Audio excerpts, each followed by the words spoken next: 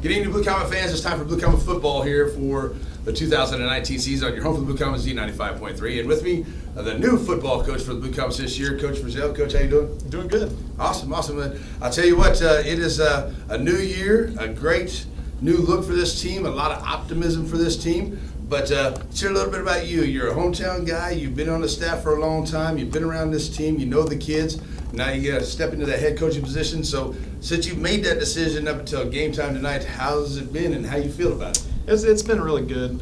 This is my 15th year here, so I've got some experience being here and kind of knowing how to handle Chanute kids and how just how the program has worked in the past and seen a lot of things. It's been a really good transition. I love the kids we have. I've got some hard-working, good kids, and that makes it really easy for me to do my job. So. Right. Well, I'll tell you what, too, and making it easy for you to do your job as those assistant coaches, you definitely got to have that for yourself and the kids. So I know that you've been around these guys for a lot of years. You know each other. You kind of know what you're looking for in each other. But that's a good thing to help to start off for your first year. So tell us about these great guys that be walking the sideline with you. Okay, we'll start with the defensive side of the ball. We got Coach Rusty Emling. He's a co-defensive coordinator, and he coaches D-line. He brings a wealth of knowledge to us. He's been the former head coach at Burlington High School. He's been in Anderson County. He's a former Emporia State Hornet, just like myself, so he's got a lot of knowledge he brings to the table. Young guy that just second year here, Bradley Campbell. It's actually the principal, Brian Campbell's son, and he played at McPherson College and grew up in a couple different areas, but played high school ball in Hugoton, and he's a very knowledgeable young guy. So it's going to be really exciting to see what he can do in the future for us because he knows a lot about football and is a great guy to have. And then Kent Frizzell is our last defensive coach. He's co-defensive coordinator as well and coaches defensive backs. So he's actually my dad, and I didn't have to go very far to find that guy, but I knew he was someone that we wanted to work with our kids. Very knowledgeable former head coach here and just a great guy to have on the staff, and all those guys treat kids well. They treat kids the right way, and that's what we want to be all about. So moving over to the offensive side of the ball, we were excited to get Devin Crabtree, a Chanute kid that I coached. I was coaching wide receivers at the time. 08, I think, was his senior year, and he was one of my wide receivers and a defensive back and a heck of a football player. And he's been off doing some big things. University of Texas El Paso. He was a GA last year for basketball there, and decided he wanted to get closer to home. So we're happy to have him on staff. Luke Hall, he's been at Benedictine College. Actually coached on the staff there. St. Thomas Aquinas, another big program, 6A or 5A program in Kansas. So he brings a lot to the table. He's super organized. He knows everything there is to know about technology. He's an awesome guy to have on our staff. And then Curt Sizemore is coaching offensive line. He has been doing a very good job with the offensive line. He made the transition. Last year he was defensive line. So he's learned really fast and caught on to things and coming up with some of his own terminology. And he's just a really bright, smart young guy that I'm excited to have.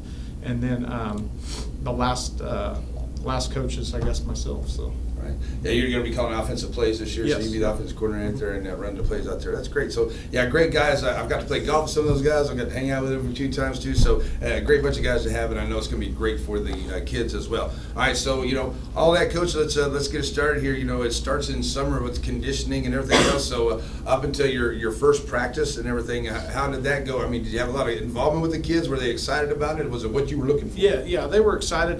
Numbers-wise, we started pretty strong. Kind of highs and lows during the summer, which I think is to be expected with any program. But I think moving forward, the goal is to get more kids in the weight room in the summer. We worked on playbook stuff all summer long too, and we had a nice core group of kids there. But you always want more. You always expect more out of kids and want to do better. So if you're not doing that, I think you're going the wrong direction. So we're looking forward to next summer getting more kids involved and having even higher numbers. So. I tell you what, though, it starts with the guys up front. Yes. I'm an old offensive lineman. I love the big hogs up front. Yep. And you got some good guys coming back. That includes J-Mac, one of my favorite guys. No offense to anybody else out there. But, I mean, you're going to have a good offensive line out there, Coach. And like I said, if they can keep Ty Bowman clean and make some room for Tyler Davis and Bradley Peavy, that's what you need. So tell me about them big guys up there. They're a good core group. We do. We got some good upperclassmen, and we got actually enough guys this year that there's some battles going on for spots. Sweet. So that competition is going to breed success, I think. You mentioned Jacob McDonald. He's been an all-league player, I think, the last 3 years or 2 previous years, and we expect him to do the same thing again this year. Colin Hudson, another senior that's returning. He's looked really good at tackle. Tucker Davis, a sophomore, big kid. He should provide, some depth and possibly be in the mix to get a starting job. And then Garen Golay, a junior, another big kid. We got some big physical kids that have put in time in the weight room, so it's exciting. He's another kid that can help us a lot there. Braden Dillo, another big. He's really put on a lot of weight and muscle this summer. He's a really good-looking kid. He's just chiseled out of stone right now and weighs about 190 pounds. And I guarantee you, he's not somebody you want to line up against on Friday nights. So on the other side, we got Nolan Werner, another senior that has done a really nice job for us. He's probably the smartest guy on our offensive line. He can tell any of the 5 guys what they're doing any play, and he does a fantastic job as well. So those 6 guys there are kind of battling for 5 spots. Right.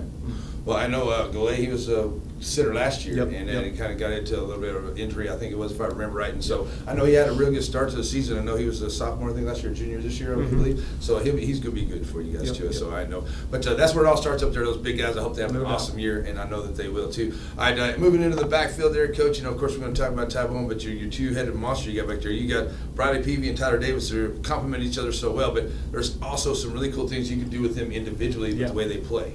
Yep. We plan on Tyler will be our running back. We got to get both of those guys on the field first of all at the same time. We're still running a single back set. We haven't put any 2-back stuff. That might be later down the road, but we're going to use Briley where we can. He's such a good athlete and explosive and can do a lot of good things. So, if we have to play him at running back, we will. He's also going to be on the field at wide receiver, and those 2 guys can definitely generate some offense along with Jaden Costin. It's looked really impressive. So. Because we're going to talk about Ty first, and then that receiving corps. But Ty, he's been looked at by a lot of colleges, and then by all rights he should. He's just had a monster year last year, and he should have a great year this year because he's just getting thicker. The kid's just tall. He's got the right height. He's got everything that any college prospect was looking for in this young man, and he's got the team to prove it this year, I do believe. Yeah, I think so too. He's set up to have a great senior year. He's got weapons all over the field to throw to. He's got a good offensive line in front of him, so looking for him to have a big year. Right. This year. And so this is what I was kind of wondering. My big question is because we lost some of those guys that we like to throw the ball to. And, you said a little bit Jaden Costin, Bradley Peavy out there. That's a good replace too. Plus you got an awesome tight end in Garrett Allman too. So there's some weapons in there. So who's a couple of those other guys you're going to look to step into those receiver spots this year? Other than the guys you mentioned, Cam Kester's been getting some reps at wide receiver. Blake Atwood's been getting some reps. Those guys will have a chance to do something special this year for us. Got a new kid, Curtis Harris, that should be in the mix here soon. Kind of got a late start, but he could be in the mix. And there's several other. Eric Erb's another kid, freshman. He's a quarterback. He'll probably end up being our backup quarterback, but he can also shuffle in there and play some wide receiver. And he's got great hands and run. He just gets football. He's been to camps all over the place, and he just knows football. I think I remember talking about that young man from the 8th grade in the Western last year. So he's going to be a great addition too. All right, well, let's jump over to the other side of the ball. We had some great, secondary back there, but we lost some of those basketball guys that decided to play last year. So, that's going to be another place. And I know we got some guys who are going to play back and forth, but I love hearing about the competition because it does make you better. But that secondary, let's start there. How's that going to look this year? Because we are going to play some fast passing teams. And that's another place where we kind of got some competition going on. Ty Bowman and Cam Kester, I think, will start at safeties for us going into game 1 here.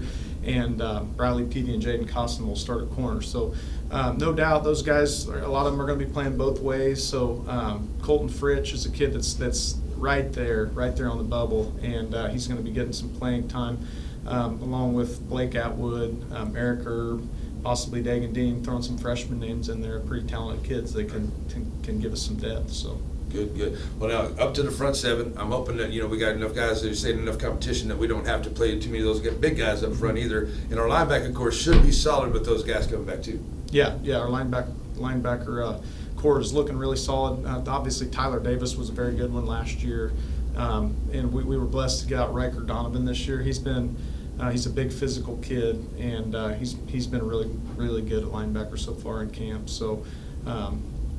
really exciting. It's going to be fun to see what he can do, and he's going to be in the mix at running back to get some playing time there too. So he's a nice addition, big 200-pound kid that we've been lacking for a few years. So.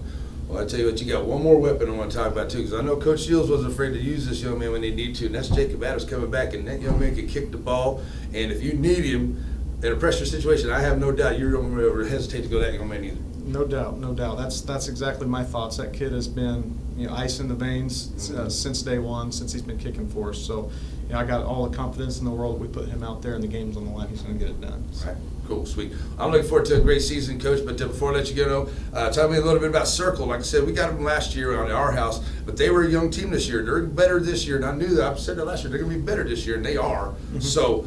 How do you see them this year? What are we going to have to make sure we do? Don't we're on the road, so we can't go to their house and let them beat us up. Yep. Game one, we got to make it a business trip. We got to head to Circle with a goal in mind, and if ever I keep telling the guys, if you just do your job with maximum effort, we're going to be fine. And if we do that across the board, we're going to win a lot of games this year. Just give max effort and get our job done, and to the best of our ability, and we're going to win a lot of games. Circle, they got some guys out there that can play football, watching film. They got some guys that can run. They got some big physical guys, and we're just going to have to go toe-to-toe with them and be ready to go when the first whistle blows. So. Right. I think we'll be ready to go, Coach. I know I've been excited for the last 2 weeks. I'm sure you have been ready as well to get out there in that first game, too. So I tell you what, good luck to you and the guys, Coach. We'll look forward to a great season. I'll see you on the field Friday night for the game. It's time now for the Comets to come to the field on your home for the Comets, Z95.3.